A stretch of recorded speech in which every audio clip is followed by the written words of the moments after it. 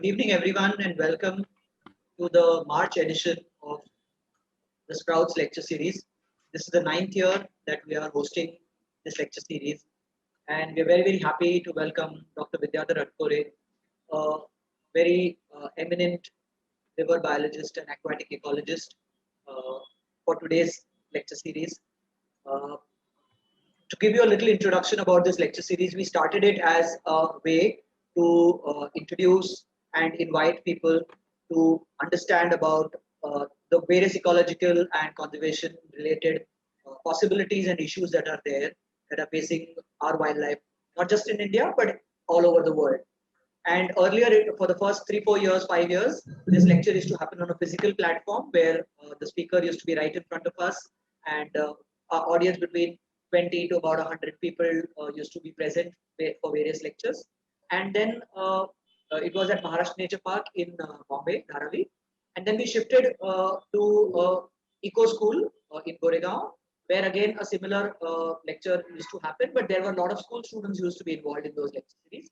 And then since last year, in fact, today is the 12th edition. We're completing 1 year of the live online edition that we are going.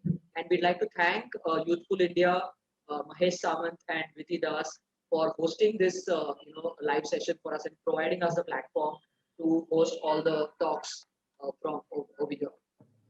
So this lecture series, we've had a diversity of speakers largely related with ecosystems and species biodiversity. But we've also had sort of parallel speakers like about mythology or sometimes about coinages. Then we've had a bit of like last time we had Dr. Shobita Mukherjee talk about conservation of cat species across India. Before that, we had Dr. Srinivaslu who talked about bat species. But today, because we had the World River Day very recently, to commemorate that, we are having our talk today on rivers and about why should we care about rivers. So I'd like to invite Rahul Malekar to introduce Dr. Atkore. Dr. Vidyadhar Atkore is a trained freshwater ecologist with a special interest in river biodiversity. His fascination with Himalayan streams and rivers began during his master's program in Dehradun. Soon he learned that these fragile ecosystems were the most threatened ecosystems on Earth. So he decided to study them as part of his academic career. He joined ATREE's PhD program in Bangalore, where he studied the ecology of freshwater fishes with respect to different anthropogenic and hydrological modifications. Later, Dr. Atkore traveled to Arunachal Pradesh as a part of his postdoctoral research, quantifying the impact of hydropower dams on native fish communities. Currently, as a senior coordinator, aquatic ecologist, he supports WWF India's river program in the country. It gives me great pleasure to introduce Dr. Vidyadhar Atkore as a speaker for Sprouts Green Talks March chapter. Thank you, Rahul. So all over to you, Vidyadhar, and thank you so much for accepting our invitation on this lecture series. Thank you so much, Anand, for this kind invitation and your team. I'm quite humble and very much inspired by your work that you have been doing from several last. Yeah, a little louder, please. Sorry, little. Yeah. Okay. I want to just say thank you for this kind invitation, and I've been reading up, knowing your work since last 8 to 10 or 12 odd years that you and your team have been doing in Bombay, which is really commendable. And thank you so much for this kind invitation. With this few words, I would like to get on to my presentation, which is a simple title: Worrying about our rivers. How much we know and why should we care about our rivers? Japanese philosopher once said that it's not just the care about rivers, but it's the human heart that we should put towards our river system to know much more better.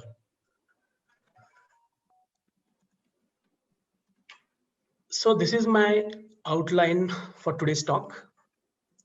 Basically introducing you with how freshwater systems are vulnerable to different anthropogenic threats and why it is important to study rivers. Basically, they harbor an incredible aquatic biodiversity which have been overlooked or neglected all these years.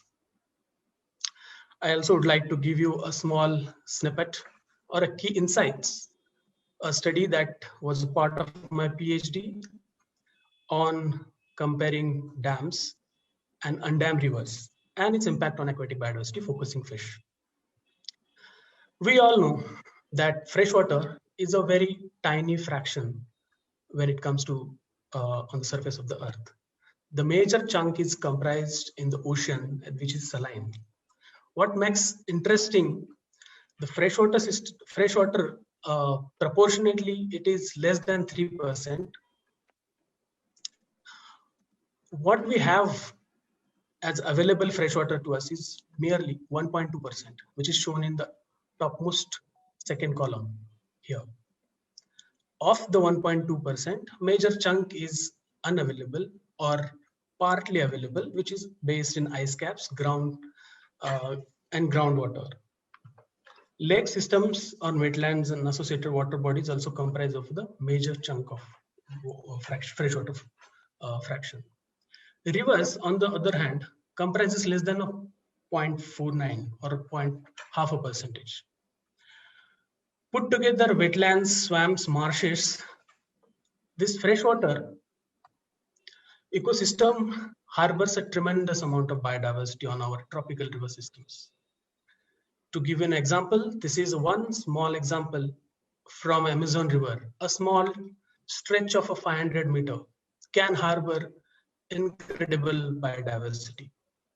It ranges from crocodiles to fish, turtles, and whatnot. Over the years, ecologists have been wondering how to quantify, how to arrive at an estimate that how many species are there in the world. And the biodiversity that is distributed across space and time has been a constant puzzle for many ecologists and conservation scientists. Coming back to our tropical Asia, we have some excellent examples. We have the world's largest catfish, which measures nearly 3 meters, which you can see on the top left corner. Streams of Borneo also has one of the smallest vertebrate, which is again a fish, which measures merely 7.9 millimeters. Our neighboring country has lost this wonderful Chinese paddlefish very recently, largely due to the dams. Some of the charismatic species that we will see subsequently are Indian gharial, a only freshwater crocodilian that we have in India, the Gangetic River dolphin, that is a national aquatic mammal, and range of turtles. What is more interesting to study fish is that the sheer diversity in their morphology, their behavior, their reproductive traits, and their feeding habitats. And they are omnipresent. They are found in most of the water bodies on the surface of the earth. What makes rivers special? Riverine systems are very important as they travel all the way from headwater to the estuaries. While traveling, they churn nutrients, sediment flux, and it is the nutrient and it is the flow that makes these different riverine habitat over the evolutionary time scales. And the churning and constant flux of this water brings the nutrient from top stream to the lower section of the water body, or lower sections to the estuaries and to the sea. The river also flows vertically as well as laterally. When it comes to floodplain regions, during the monsoon time, the river connects adjoining oxbow lakes, water bodies, and also our agriculture fields. This is the time where the highest fish productivity happens because the main channel fish come to spawn in adjoining water bodies. What makes the river special is their natural flow. That means the amount of water velocity flows per unit time is one master variable that shapes the dependent aquatic biodiversity.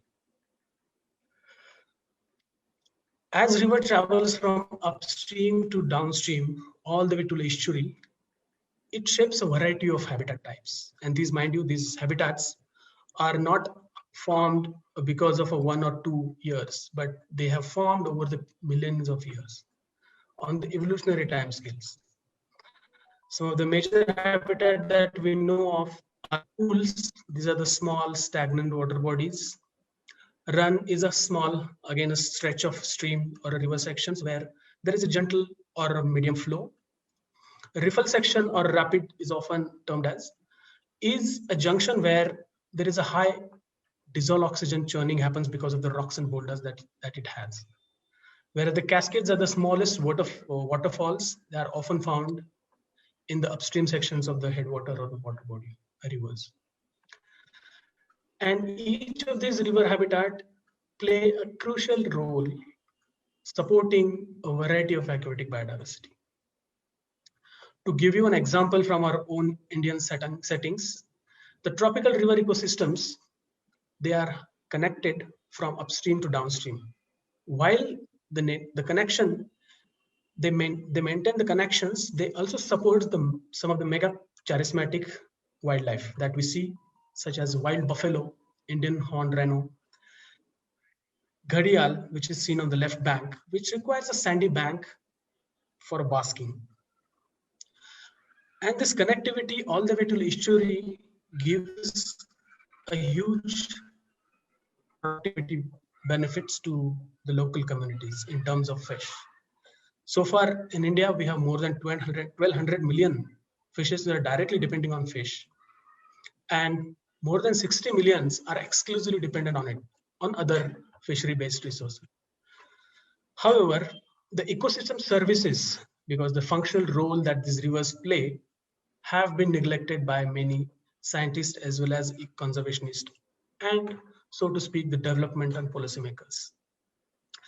Very important role what rivers play is the assimilation of our waste that is flown from urban settings or different catchments.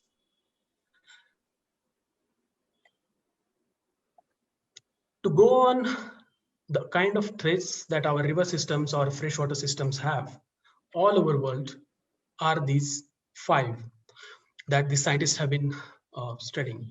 Besides these 5 major threats, there are emerging threats that our river systems have continuously facing, of which the continuous water extractions in the form of pumping, mainly to suffice our irrigation and agriculture productivity demand. As a result of heavy agriculture residues flow, our river body systems have been polluting, which is also because of the increasing urbanization and development pressure.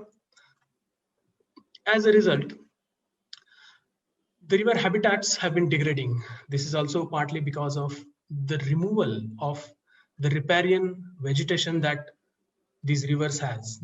The heavy deforestation taking a toll on making our rivers highly degradable.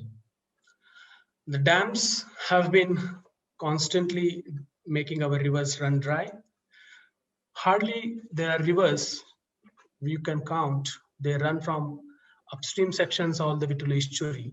Most of the rivers have been drying, which is a emerging concerns all over the world. In recent last 4 to 5 decades, the problem of species invasion, which means introduction of invasive and exotic species in our river systems, is adding another problem. Because of our heavy consumption of plastics, nowadays scientists and researchers are finding there's a trace material of plastics available in water bodies, which is now termed as a microplastic, which is another threat to our river systems and aquatic species. People have reported aquatic biodiversity, especially fish, birds, have ingested these plastic particles, considering them as a food particle, leading to their deaths. let's talk about how dam creates multiple impacts in a tropical system. On your left hand side, we have near natural flowing river system where the river flows from headwaters all the way to estuaries. While it's flowing, it churns the nutrients, bring the nutrients and dissolve solids, which helps the variety of aquatic dependent biota. And this is a free flowing, this is the function of free flowing river. What happens suddenly a dam or a hydrological barrier comes in a flowing river? It leads to multiple changes. It traps sediments that is flowing from headwater region all the way just behind the dam, which changes the water quality. It changes the flow downstream and subsequently affect the dependent aquatic biota. There are a variety of species that we know of. They continuously migrate from lower sections of river body to the higher sections. And because of the dam, that becomes a sudden obstructions to their natural flow, natural movement, they tend to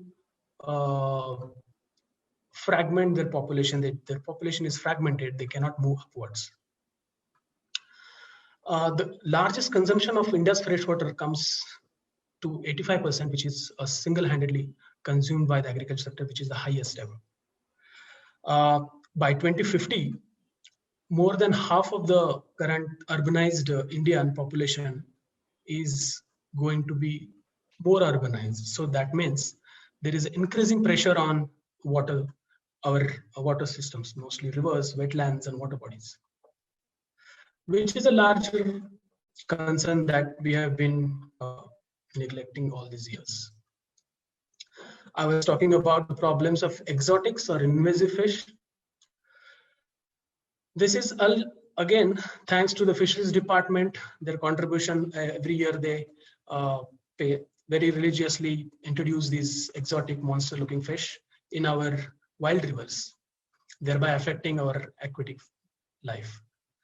Giving an example of a common carp, which is a native of a European country, it changes the top as well as the bottom process in the river systems or the water body. It proliferates so much in a shorter time scale that native species cannot cope up with them. As a result, the available food resources in a system like lake or a river all consumed by these predators.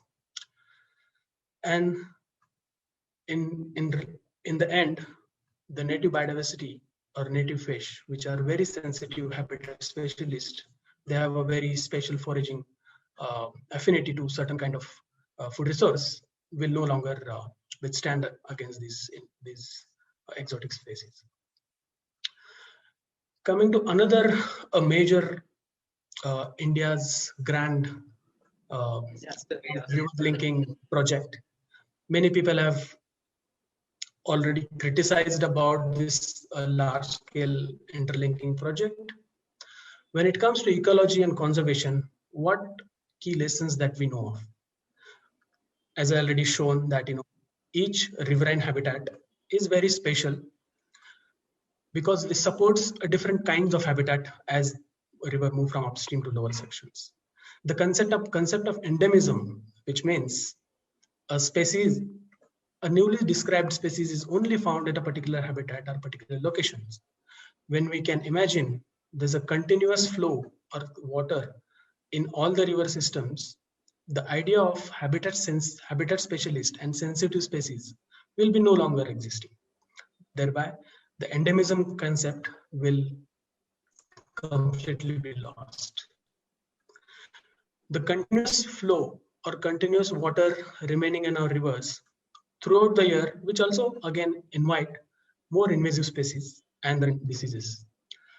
The Kerala's river linking project, the Mullaperiyar and Aliyar project, has been a citing example for India's grand interliving projects. But researchers have shown that how grossly the Kerala's example has been overrated in order to envision this idea. Next is our inland waterways.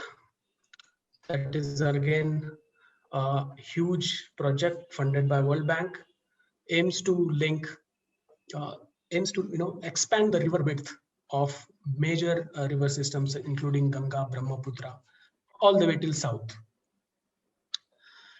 This is mainly to facilitate the ship movement to carry metals or iron ores from one end to another.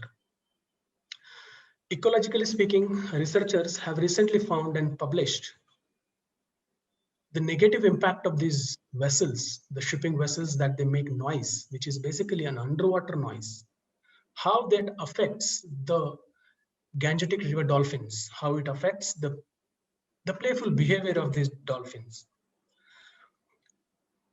We'll see how dolphins is distributed in India slowly. So why aquatic species matters?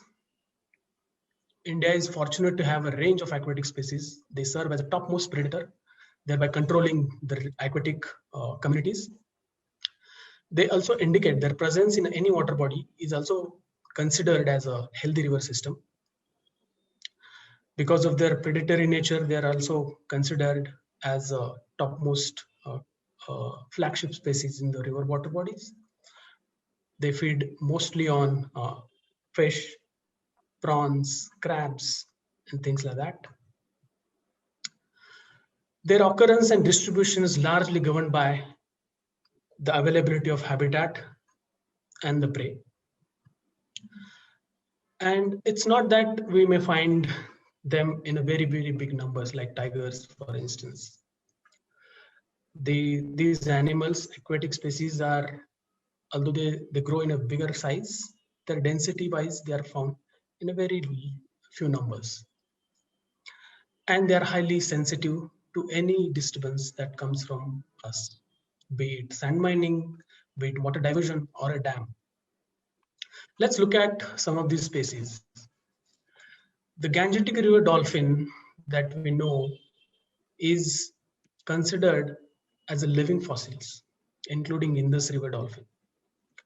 Males are generally 2 to 2.5 meter long. Females are slightly longer than males. They only produce one calf in 2 to 3 years. And they are blind. They cannot navigate with their eyes. What they use is the echolocation technique, which basically emits a particular sonar sound underwater and detect their prey and habitat, and they find their way even in the murky water.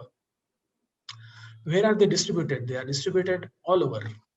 Most the floodplain rivers, including Himalayan as well as Central Indian landscape, which includes Ganga, Brahmaputra, Meghna, Karnapuri, Sango river systems, spanning across Bangladesh, Nepal, and Pakistan. We have sizable population, less than 10 numbers of Indus River's dolphin, only present in Punjab, a small section or a small stretch of a river called Bias. The large population exists in Indus in Pakistan, but is again highly modified due to the dams. These are primary threats that these dolphins have. The entanglement in the fishing net is a topmost threat. The bycatch, the fishing bycatch, is one threat that dolphin often get entangled because fishermen lay these egg, the gillnets of a different size overnight, and they come and collect in the morning. By the time they come and collect, they'll find these, the large aquatic mammals like dolphins or gharial get trapped into this. By the time it try to escape from these nets, they suffocate and they die. Fishermen are also kill dolphins. There are historical records mainly for procuring dolphin oil. Why? Because the dolphin oil is supposed to be a very good bait to catch 2 catfish species in Assam and Bihar.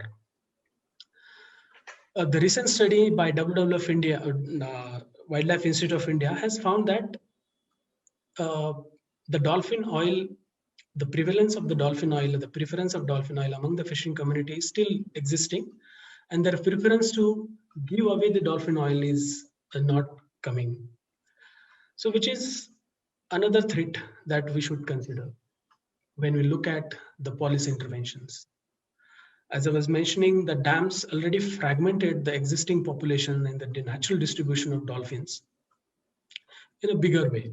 But we have the sizable dolphin distribution in some of the rivers, such as upper river stretches of Ganga in Uttar Pradesh, in Bihar, Karnapuli, Sangu, Brahmaputra.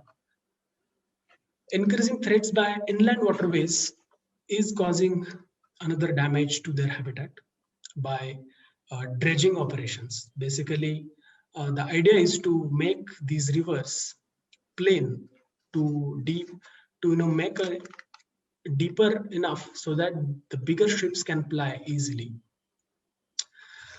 But we know our river systems are not homogeneous. They are highly varied in their habitat, their meandering capacity, and their flow.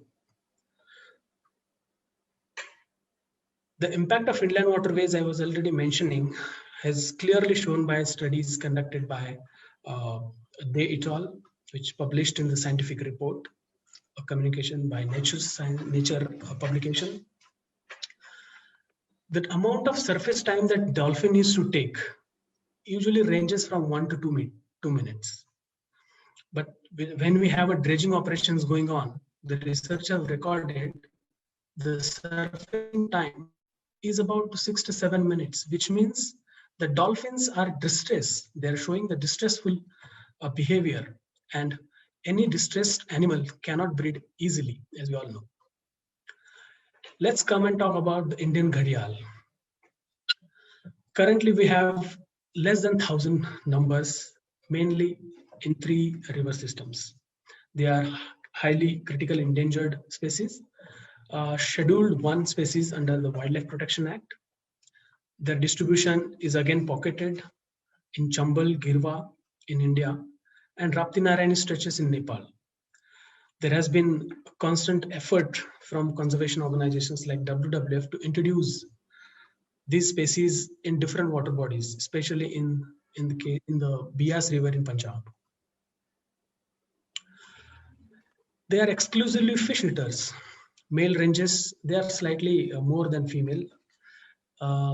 They take around 9 to 12 years to mature, until if you come across a gharial, you cannot easily distinguish whether it's a male or female. You'll have to wait until they get matured. The ghada, or the protrubations that comes on the tip of their snout, is an indication of a male. If you see a species in the water or in the wild, this distinction makes you identify whether it's a male or female. They generally lay around close to 100 eggs, and the incubation period ranges from 70 to 90 days. And they hatch just before the onset of monsoon, mostly in the months of July and August. The fishing nets I was mentioning in case of dolphins is again a pertinent threat to these creatures.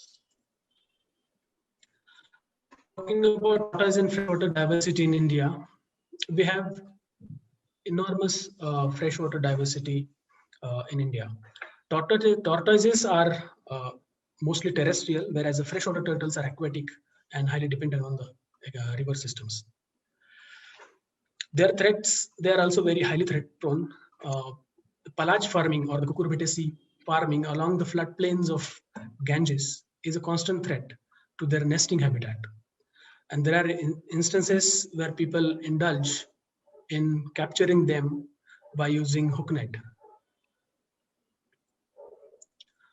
Talking about another top predator of the river system is otters.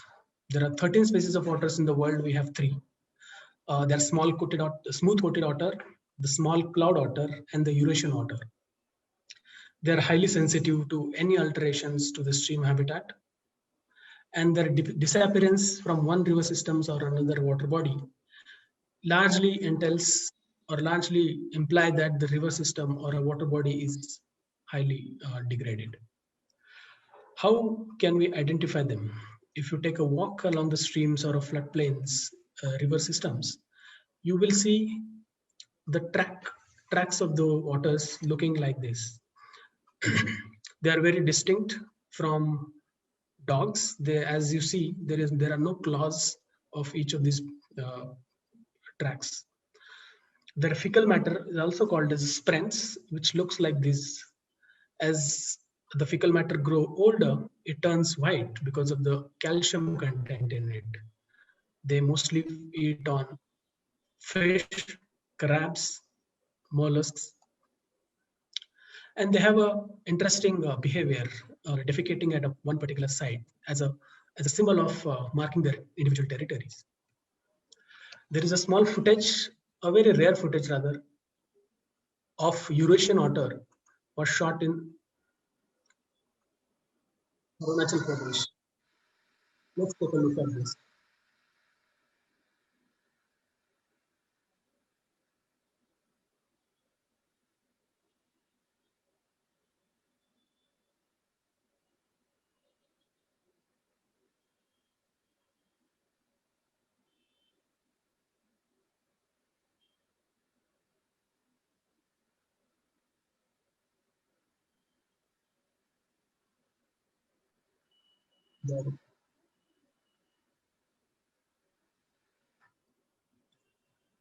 You just saw how water has just went into this fast flowing rapid or riffle, so to speak, catches the fish and comes back to eat. So such rare phenomena can only possible when you have a free flowing river. Let's talk about fish. What makes fish interesting? Because they, as I was mentioning earlier, they provide us a huge opportunity in the form of their morphology, their breeding, their reproductive characteristics. They're highly diverse from upstream sections all the way to floodplain or estuaries. What makes special about Himalayan rivers fish is that their adaptation to this increasing fast flowing water. This example of a Gara, which is an adaptation of fast flowing streams or fast flowing waters in the Himalaya. Similarly, there are n number of fish present in the Himalayan waters. And each and every species has a particular and a special habitat requirements, be it an amount of flow that it requires to complete their life cycle, or for the matter, if it requires to feed on certain substrate or available plant or animal matter. They only forage in certain sections of river streams. You can imagine the impact of sand mining can have a negative impact on these species. This is the top-down fish is called as a goby, a Glossogobius gyrus, which has a high and a particular affinity to the sandy river systems. The sand mining, if it goes in excess quantity, these fishes are easily knocked off. So is the cases with the flow-dependent species like a Gara, or these are highly specialist fishes as Homeloptera or Glyptothorax for that matter. India is bestowed with the highest diversity of Saperiniforms and Siluridids. That is again a family of a catfish. Besides, the Himalayan rivers have a constant support, constantly supporting this. The biggest and giant sport fish that we know of is also called as a tiger underwater or Himalayan golden mahashir, which was once reported in Ganges, measuring up to close to 3 meters. And 54 kg is the highest, the weight that was recorded by Hamilton. Since then, such massive size is the site of a rare, it becomes a very rare to capture this fish.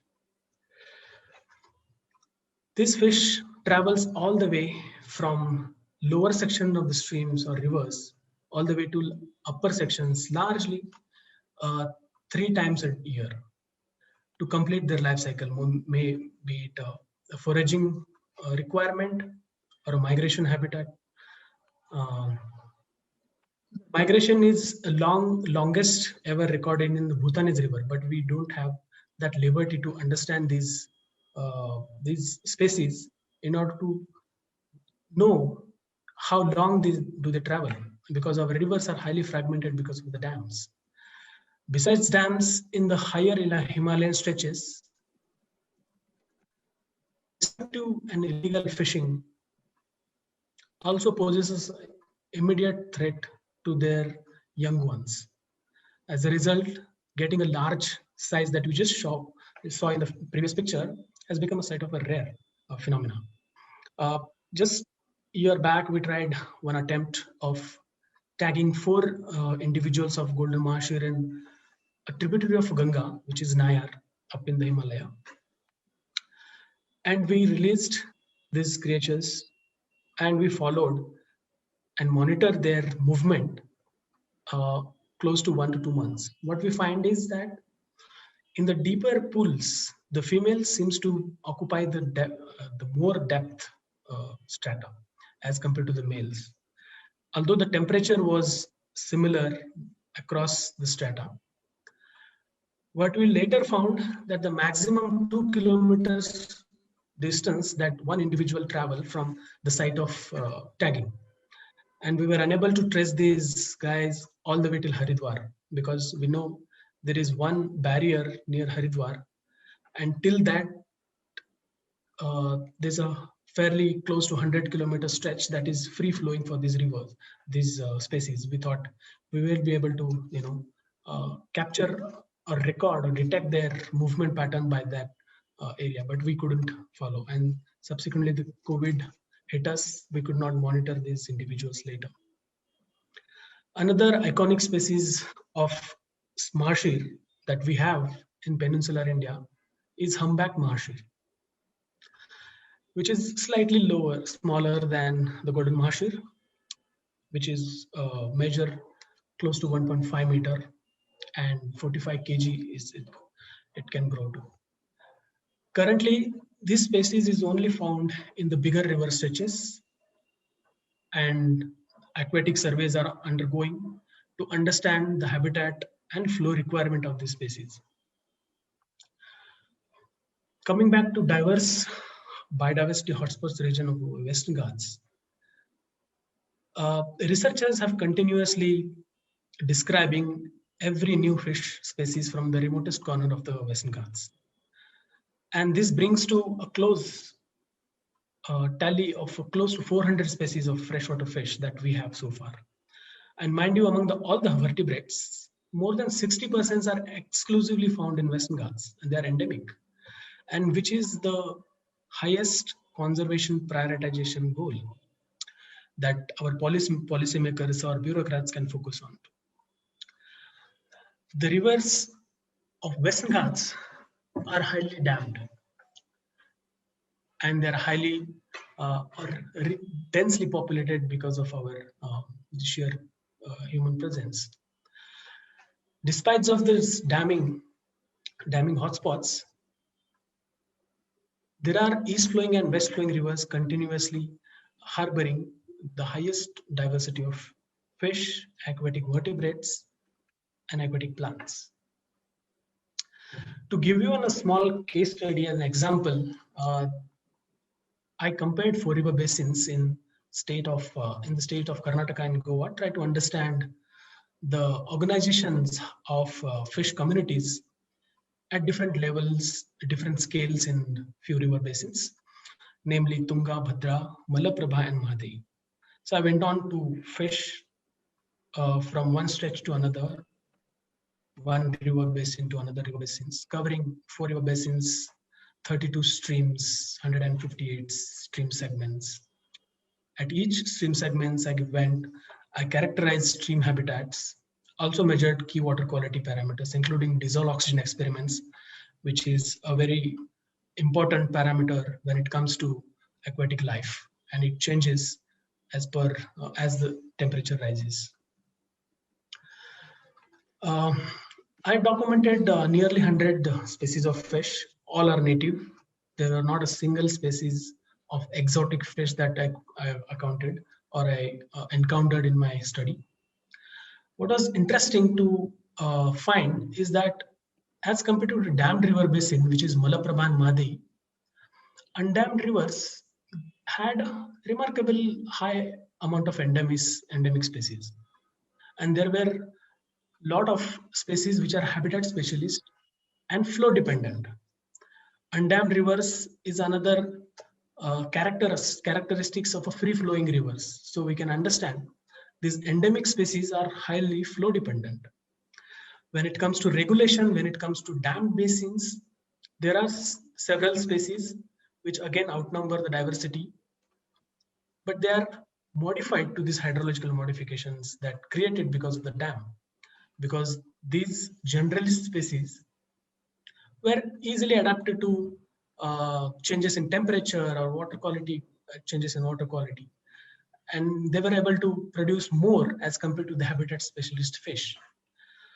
However, there were endangered species such as Deccan marshal, shown in the bottom, were able to find in a hydrologically modified section of one particular river site in Malaprabha.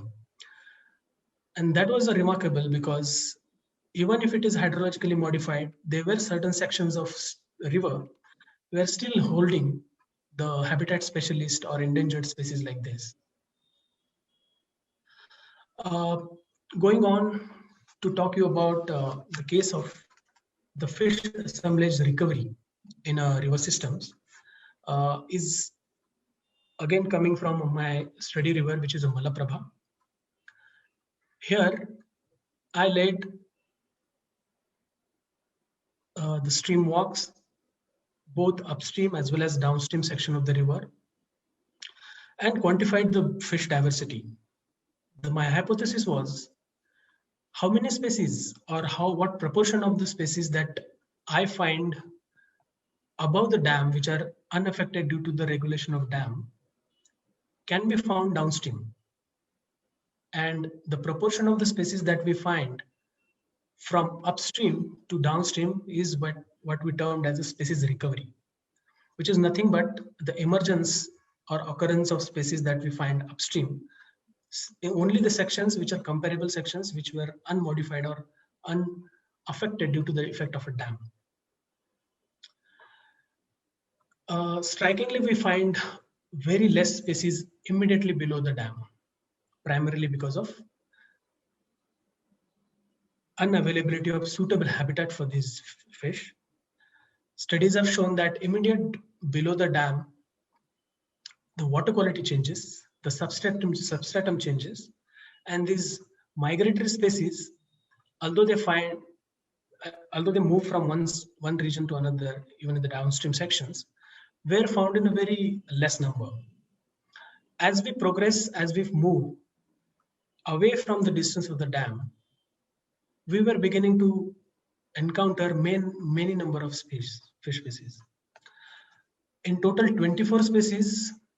There were 14 species that were endemic to Western Ghats, and the recovery pattern shows close to 90% of the fish downstream of the dams, even if there is a dam. And 13 species out of 14 endemics were also encountered in the lower sections of the dam. And this was possible because there were numerous small to mid-size tributaries joining below the dam. And they played a very crucial and functional role, supporting these fish, providing as a refuge, as well as bringing the nutrient flux, the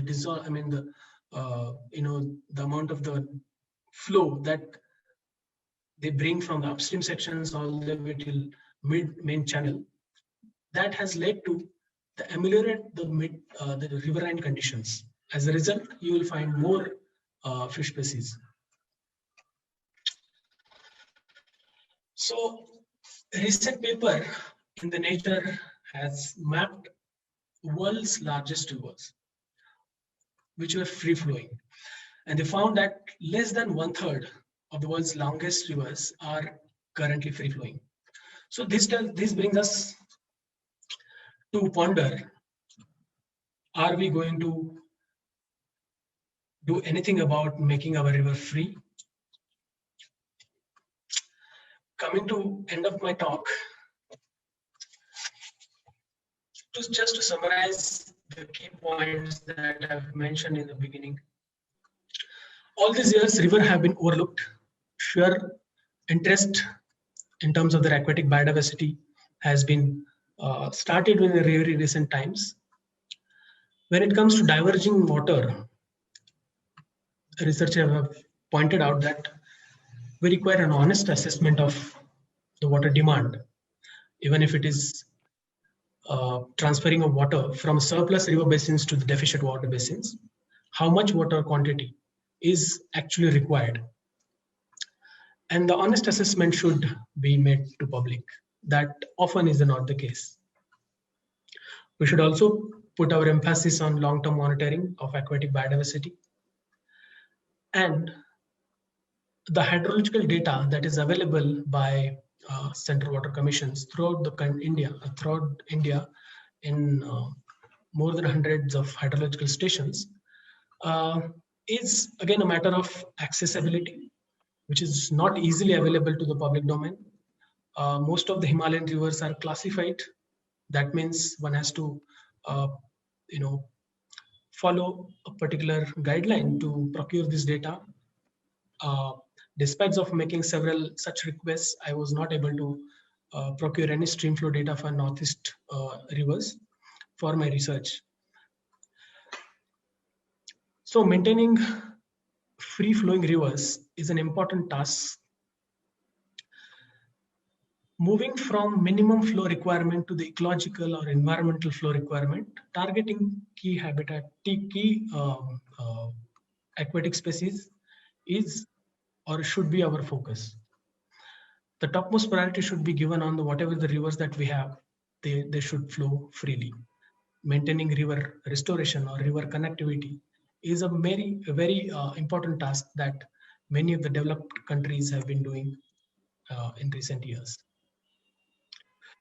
Through case study, we saw that the fish assemblages or the fish communities are possible to emerge even if it is in a hydrologically modified catchment, provided that you have unregulated, undammed, undisturbed streams that make that joining below the dam, making that function easy for the aquatic species. Now it is a time to think about saying no to dams. By 2050, I think currently we have more than 5,000 dams, topping third largest country in the terms of dam hotspots. And by 2050, I think more than 1,000 of our dams are becoming 50 years old. So it is a high time that we should think about removing some of the old and obsolete dams, even hydrological barriers, provided there is a thorough scientific investigation in following integrated approach, as well as involving local communities. This is not easy by any player, be it a government or a scientist or a local community or a bureaucrat. It definitely requires joining hands of different sectors. So I think I should just end my talk here by dedicating this talk to India's iconic river conservationist. Unfortunately, they are not with us today. Dr. Lata Ananta was director of River Conservation Center at Kerala, who led a thorough investigations about the Mullaperiyar Aliyar river link and produced a monumental book on the tragedy of commons, an example of interlinking rivers. And that is a monumental work for us to try and understand better if grand schemes like interwater linking projects coming in the near future. Another personality is another doyen of freshwater ecology in India is Professor Brij Gopal. Sadly, he is no more. He died earlier this year. He was a retired professor of JNU, and later he established the National Institute of Ecology, which is based in Madhya Pradesh. I was very fortunate to learn, meet, and interact with these experts and they give me enough inspiration to continue my work. And I should like you to just read a famous quote of by Rachel Carson. With that note, I'll end my talk here.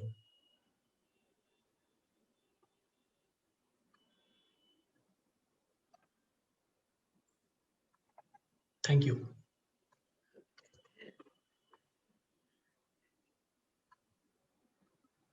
I like the closing picture with the other.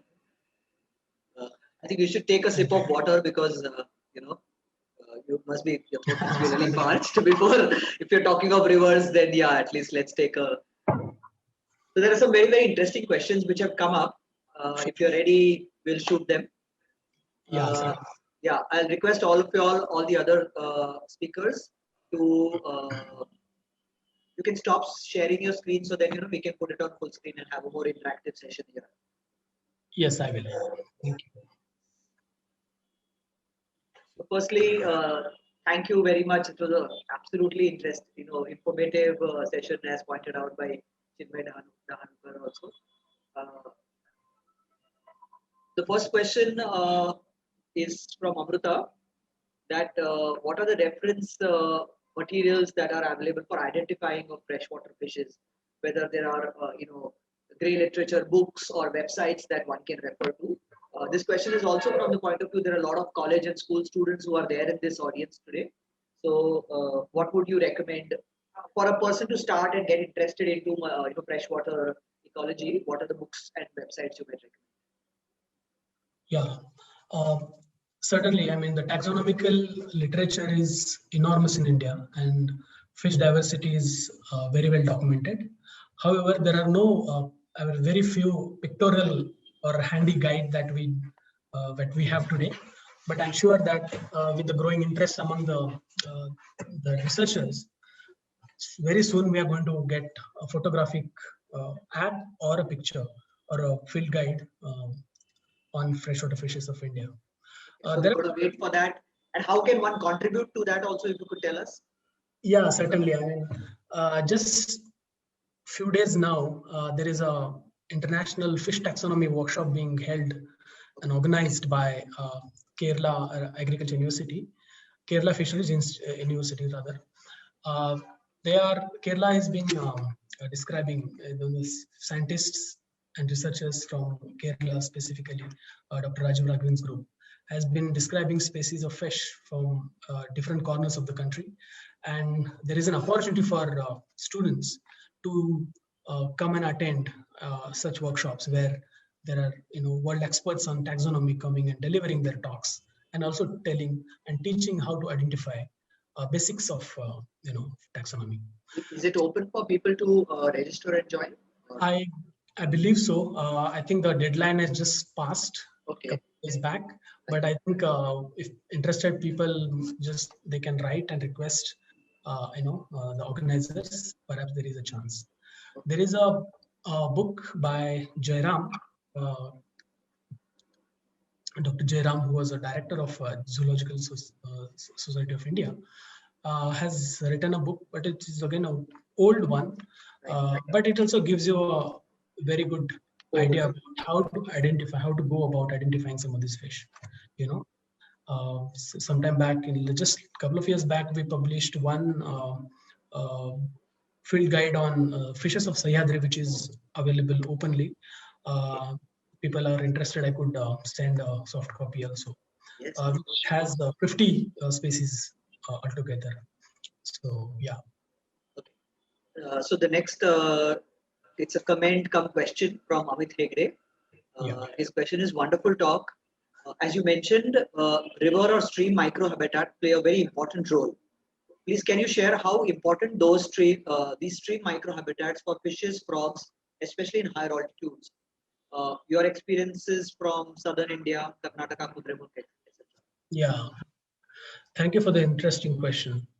As I was mentioning that every aquatic species needs a particular habitat requirement or a flow to complete their life cycle. In case of fishes, from the juveniles to the adult stage, they require rich freshly dissolved oxygen kind of environment, where there's a high amount of solutes, not just for their growth, but also for completing their reproduction cycle. Riffle sections are only riffles, and the cascades kind of habitat are primarily present in the headwaters stream sections. As you come down, you tend to get more pool and run sections, which is the characteristics of the floodplain habitat. As you come down to this larger floodplain habitat, you also tend to have the bigger size fish, bigger predatory animals like crocodiles, dolphins, and things like that. So stream substrate is a characteristics feature of a stream habitat on which a variety of aquatic species, including fish, macroinvertebrates, complete their life cycle. There are different sizes of stream substratum on which fish lay their eggs over the period of time, like during the breeding season. As this substrate is heavily mined because of sand mining or water diversion, or the water regulations or the dam regulations, when there is no adequate flow downstream of such river sections, you won't find such species. In South India, in the sections of river sections in Tamraparani and Kalakand Mundan-Tharai Tiger Reserves, a colleague of mine, Dr. Rohit Naniwadekar, has shown that the seepages or the stream-dwelling amphibians are highly important for the amphibian-dwelling species to spawn, because in Agumbe also I personally saw a stream with and without water can decide a particular kind of amphibian species to spawn or lay their eggs. I found that the tree frogs were laying the eggs where the water was present, and the streams without water, they did not lay any eggs.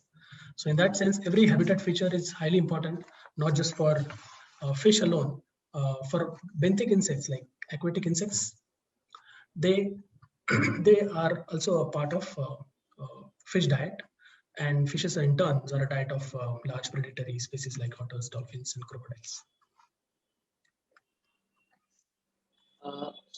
Steve Lockett has pointed to Amruta that also India Biodiversity Portal has a fair amount of information that is available on Indian fishes.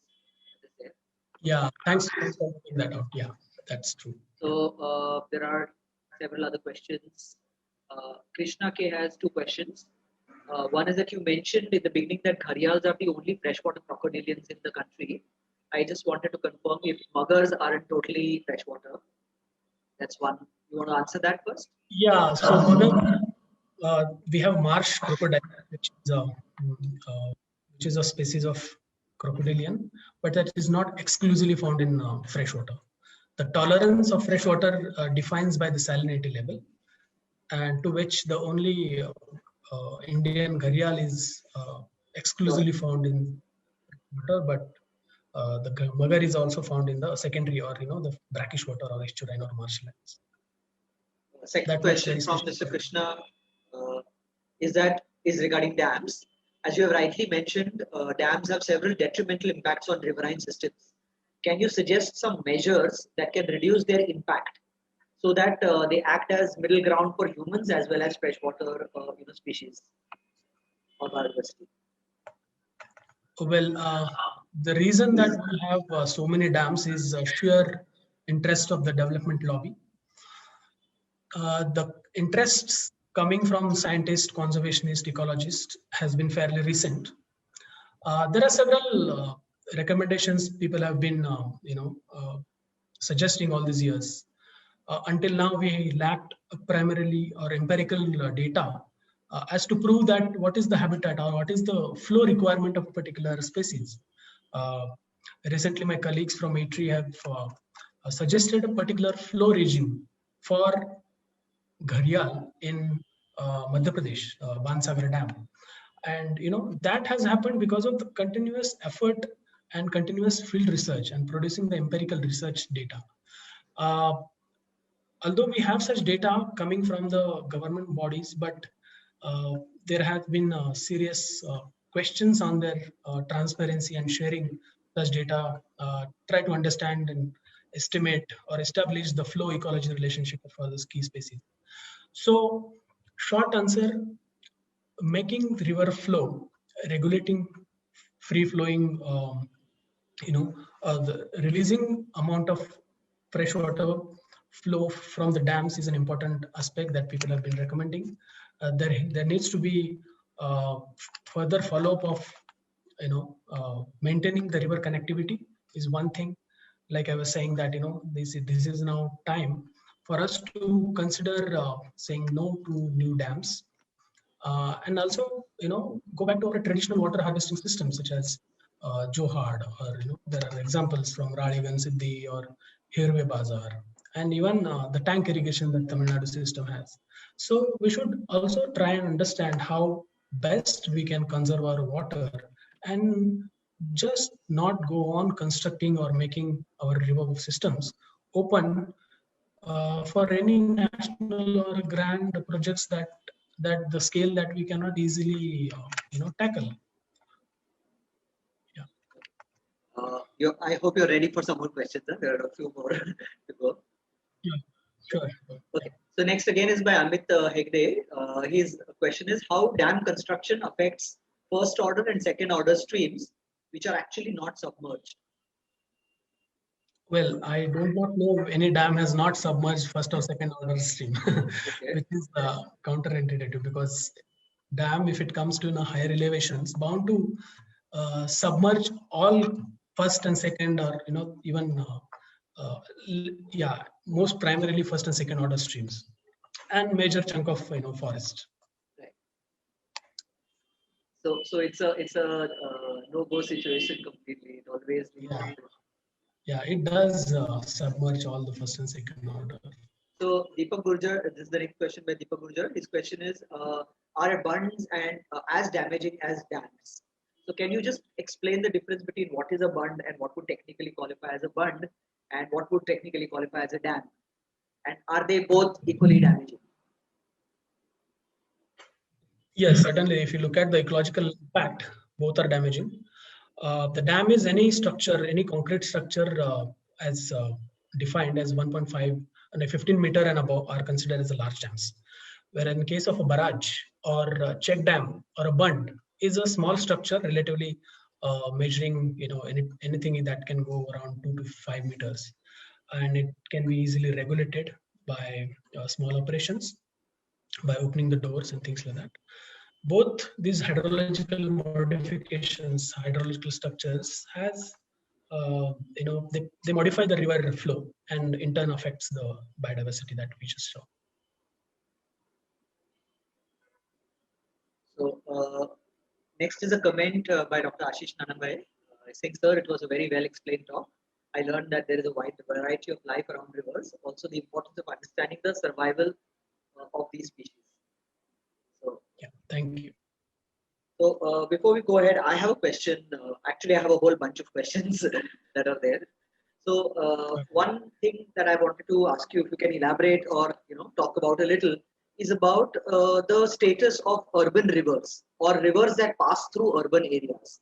How does the entire stream flow or ecology or status of urban rivers, and is there any focus on, especially the ones which are holding endangered species? How is there a policy that is looking at how urban rivers need to be protected, or rivers that are passing through? Many big cities have like Yamuna and Ganga passing through, or even in Maharashtra we have Godavari and other rivers, or Kaveri, which pass through big cities and they turn into complete sewers. So how do we tackle this urban rivers syndrome? Like even Nile, which goes into Cairo, which is such a fantastic and clean river, gets completely contaminated the minute it enters the city. So what's your take on that scenario?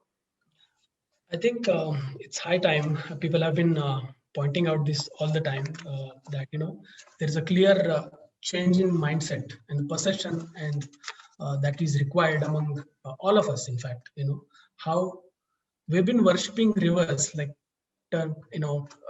worshipping them as a, in Indian mythology goes on worshipping them as a god, goddesses, even tribal culture also worshipping them as a god. But when it comes to bureaucrats, policymakers, they treat it as just a mere conduit of water, So that is true in the Himalayan as well as in urban settings. The rivers, for instance, in the Rishpavati case in Bangalore, it is a matter of industry that the industrial effluent was so much so that some of the stretches of the river were completely damaged.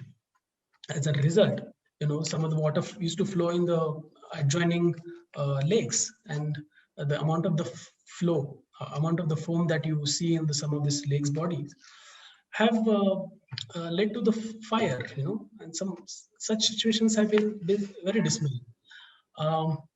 I think what we require is a constant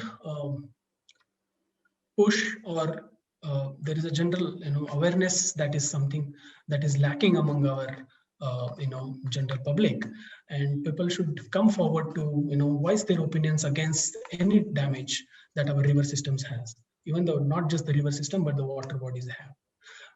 We need to also constantly push our arguments with producing concrete data, try to show what kind of species are we find over the period of time, and what species have been lost, and is there a way that we can restore or replenish some of the river stretches. So the constant follow-up with the policymakers, lawmakers, and of course the politician is the key to turn our rivers into better, and restoring rivers is bringing back to their life. The next question is by Dr. Siddesh Patil. He said, first excellent session. He says, what's your comment on impact of invasive species on endemic fish populations? Right. So I was mentioning that one example, like common carp, that has been introduced all the way in remotest part of our country, in Arunachal. In the higher elevation ranges, I found this species. Thanks to Fisheries Department, because of their introduction, seeing that it is a food value, it has a very high food value. But when flood situation happens, some of these species also do not restrict themselves in the river channels or water bodies. So the flood situation comes, they also travel from one part, from Oxbow Lakes or wetlands to the main channel, or vice versa. So higher elevation streams have or they supports the very habitat specialist fauna, be it fish or crabs or anything. When you have such monsters coming in, devouring such habitats, taking over their food resources, you will not perhaps find a good population of such habitat specialist species, simply because of these invasive species can take over in no time. So, and this has been the case all over India, unfortunately.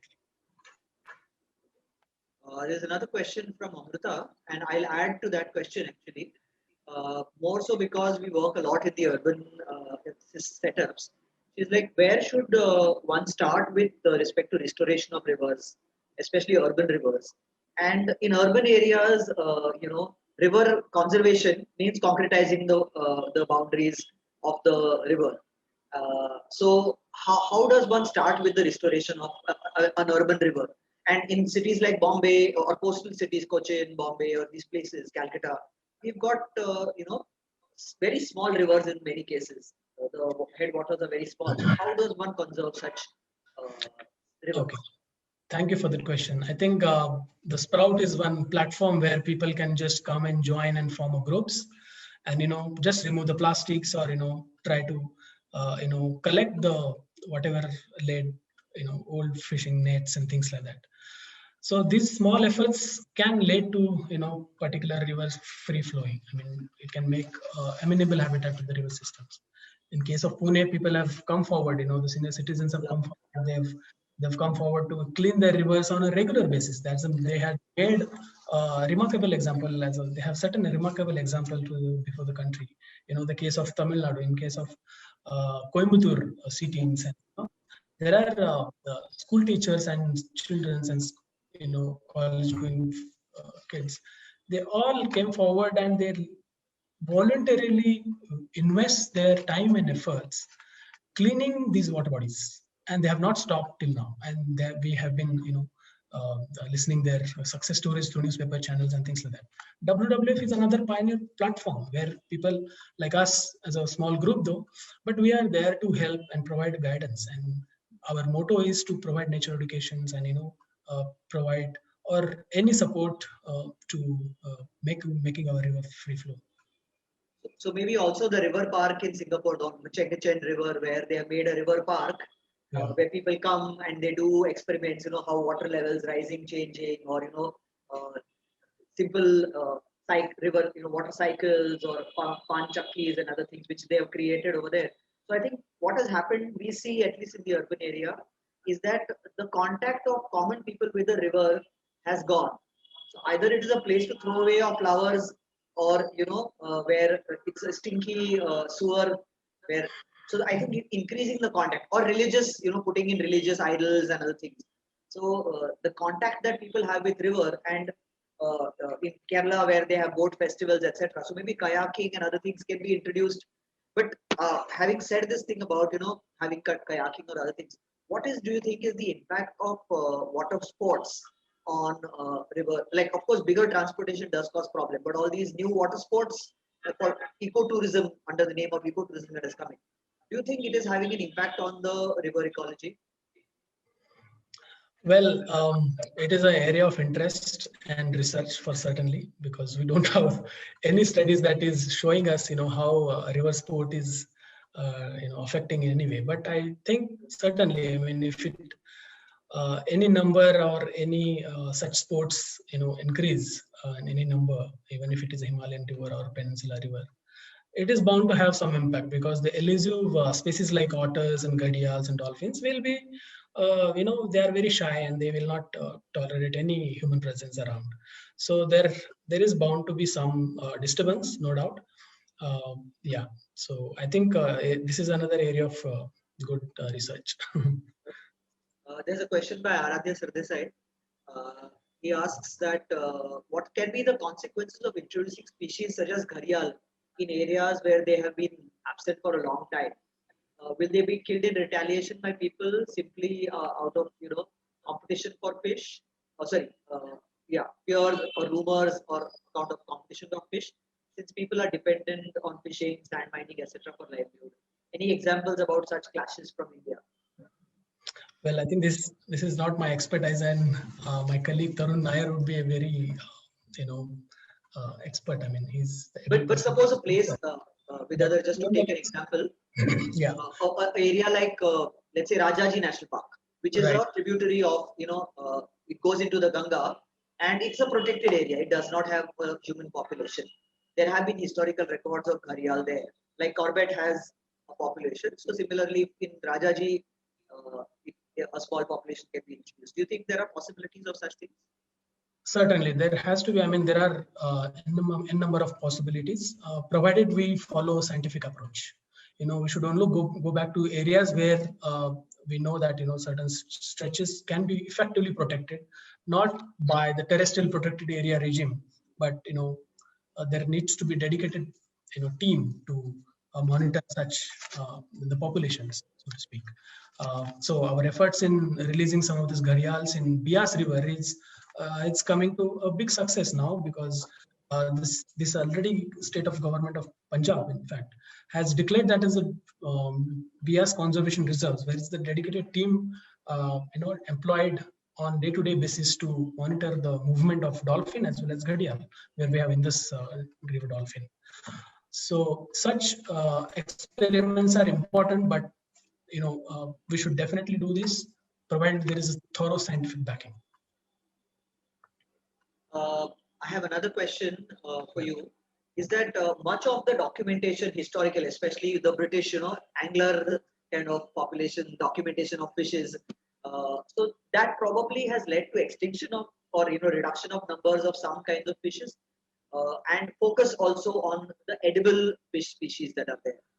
But the non-edible fish species or the ecologically, sort of important fish species, like you've seen the case of Hilsa in the Padma River of Bangladesh. On one side, the Padma, Hilsa is sort of going so low that the next time for Durga Puja, a Bengali eats Padma River hilsa, it might go extinct or it might have to be put on a critically endangered list. So how do you achieve conservation of non-edible fish species? And like, how would you think that a focus of, and they are quite critical to the ecosystems.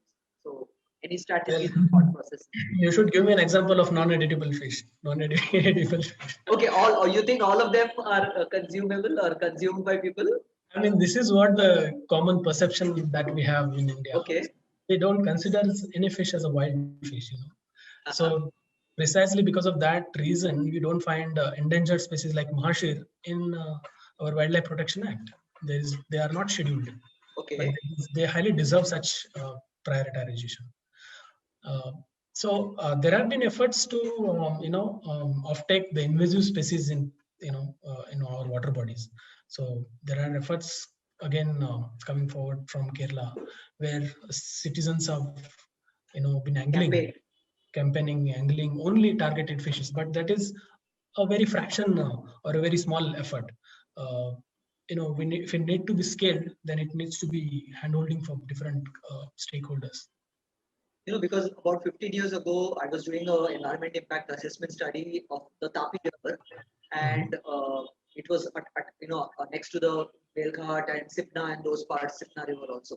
And there we documented all the different kinds of fishes that were there, either consumed or observed by the local fishermen. And of course, they were not there in the schedule at that point of time, 15, 16 years ago. Even not a single species is on the schedule now. So the point is that how does one, like, if you are going to make an environment impact assessment, and there's a good, like the Hatnur, there was an Upper Tapi pump storage project which was going to come. It was a 10-kilometer long dam. So the impact of that under submergence, we could manage to prevent or give it a negative ranking based on the amount of submergence area and so much part of the tiger reserve that it is getting destroyed.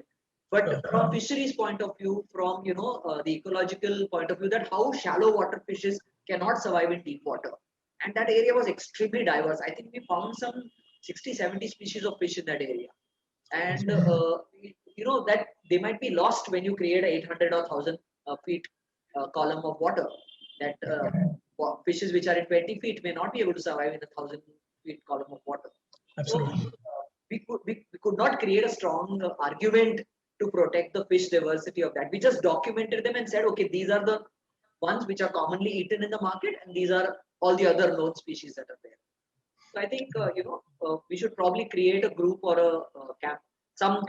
Are there educational materials available for, like, we should probably talk to zoo outreach organization. Are there zoos and aquaria, of course, are there, but those are again more ornamental. But are there any zoos that have fishes as endangered species in their collection? Well, ornamental sector has a lot of endangered species. If you just walk to any aquarium shop, you will see most threatened and endangered species. But for the wrong reasons, for trading. So that's the wrong reason, yeah, so certainly. So, but there are fish sanctuaries all across India, in Karnataka, in Kerala and things like that. So these are the areas where perhaps we could, go back and try to understand the, the sheer habitat, the diversity. Can you elaborate on what is a fish sanctuary? Fish sanctuary is an area preserved by local communities, and again, given the legal sanctions by the government, recognized as a stretch of a river. For instance, in Tunga River, there is the small stretch, which is small stretch of Tunga River is worshipped and protected by the temple authorities. So there are a lot of examples as such in Karnataka and even in Maharashtra. So such areas need to be, now they are becoming degraded because of the pollution. The impact of the the anthropogenic pressure is so much that some of these areas have been just for the namesake they are the sanctuary. But we should also try and make a habit of documenting these over a period of time and try to understand the change that we see. Smith is asking that to rejuvenate a polluted river, is it okay to disturb the current state of the river, and can we work towards watershed management on it? I think it's a Herculean task to rejuvenate or restore a river by a single man or single person, but it requires a good amount of effort. But certainly, the current state, if it is flowing, it's we should not try to do very much about it. That certainly ameliorating pollution effect, lowering the pollution level by reducing the agriculture or the industrial effluent is something that we can do, and try to make these or replenish the river stretches. We have a very novel examples coming up in the Uttar Pradesh, where our team has been involved in restoring a river which is called a Narula, which was a tributary of another small tributary of Ganga, convincing the farmers not to pollute that again because of the stream. Some of the stretch was flowing. I mean, the river was dry, and because of the constant effort made by our team, had led to the replenish that particular river sections. So such sections have been, I mean, such possibilities are there to do, but it requires a good amount of effort and teamwork. So the next question is by Katyayani. She's a 7-year-old second standard girl. Wow. And her question is, why is it important to study migration of fish? Simply because of understanding their biology, their requirement. We don't know how far, when, what all they eat, how far they go. If we map these sites, if we know for sure at this particular time this fish is migrating at this particular hour, we can allocate our efforts to protect that particular stretch of a river, rather than, I mean, without that information, we are not able to protect such species. So it's another very fascinating scientific questions that any innovative mind can have. Why do birds migrate? Why do fish migrate? Why do animals migrate? Just to, I mean, they have all their biological requirements to complete, right? So this is our effort to document and understand or increase our understanding to, to a level there we can intervene where the threatened species can be saved in some time, So in correlation with the comment by Steve Lockett, where he said that, we need to come up with strategies to protect and yet monetize the values of river systems. My question is that real estate cannot survive without sand. And, sand is the only one of the major resources that rivers provide us, because that's the only source from where sand is produced. So is there studies being done on how much of sand production is happening? Because that is going to decide how many houses and buildings are going to be built in future. And now we are illegally mining so much sand that all the turtle habitats and breeding habitats of gharials or all the other creatures, whether it is hyenas or jackals or whatever, are on the coastal on the river banks, otters, etc. We're taking away their entire ecosystem by illegally taking huge quantities. So there is no supply and demand kind of, we are not calculating. Are there studies being done on sand mining and how much of sand production a river does? I'm sure there are studies abroad, but in India, there has been recent effort being made by Sandrup, compiling all the sand mining information prevailing all the regions of India. They have produced some 3 to 4 documents, and which is immensely helpful for anybody who wants to understand how sand mining is currently available in India and what scale. So, and this is another area of interest for many researchers and students. Try and understand the impact of sand mining on aquatic species, like any aquatic species or a particular community of fish or aquatic insects and things like that. With this increasing knowledge, we can build perhaps better policies. Again, and this is a personal question.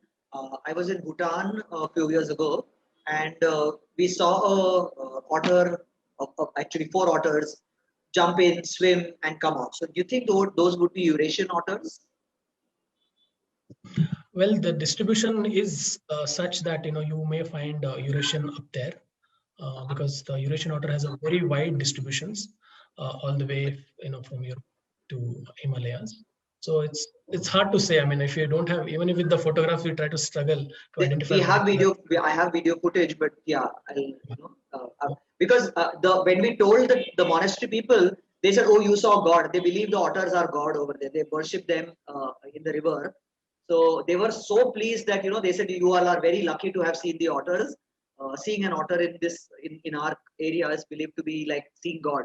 So they said that you came to the monastery and you saw the otters over here, so you all are very lucky. I think these kind of correlations that if we can draw of how a riverine creature and whether it is dolphins or whether it is otters. Mahashar is considered as a deity in Bhutan as well, and so many Indian cultures. Yeah, all the way till northeast. Yeah. And second question I had was again this whole debate of commercial versus non-commercial. So getting in rainbow trouts and every place I went to, Tachigam, and there is a trout breeding center. Every cold, Japan, for example, we had a scientist who came to study a project in Bombay, where the Trans Harbor Link Road that is coming on the Thane Ulhas River. And he's a cold water fish specialist, ichthyologist. And the first question he says, "Anand, you have to take me, and I want to go and see bhashirs and the cold water species in India." But he said he's concerned also that there are so many of these breeding setups which are coming up, where other introduced carp species are being brought in. So, what is your take on that? It does provide economy to the local people. Food also is provided to them. But how does it affect the local indigenous endemic species in those areas? So the aquaculture industry and fisheries department has gone haywire, introducing not just Indian major carps, but also again the exotic fish, and that has have a drastic impact on the native, indigenous, and specialist fish species. So if you don't have such foraging or fish communities at a particular section of the river, you may not find species of otter for that instance. So what if you have only the invasive and large and catfishes and things like that?